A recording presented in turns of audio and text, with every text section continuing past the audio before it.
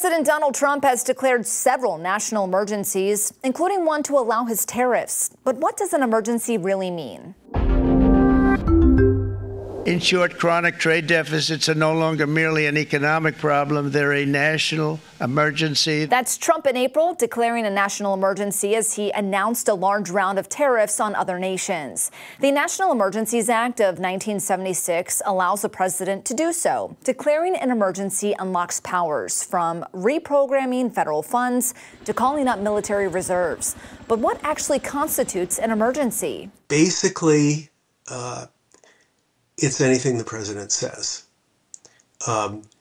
Not because Congress intended that, but because no court has been willing to review whether something really was an emergency if the president said it was. Throughout U.S. history, courts have not stood in the way of presidential emergency declarations because it can be hard to draw an exact line between what is and isn't an emergency. Trump is really pushing that in many of these emergency declarations. And it's possible that he'll get to one that's so extreme that, even a court, despite not wanting to second guess these things, is just going to have to say, wait a minute. Other than the courts, Congress could push back.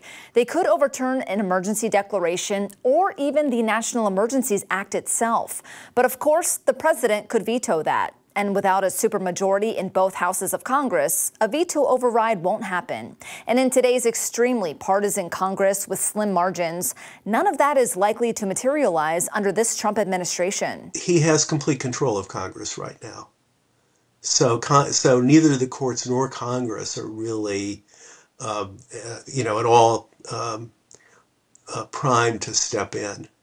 And that really leaves him a playground where he can just sort of make things up and call them emergencies. The president's most recent emergency declaration came in his takeover of law enforcement in Washington, D.C.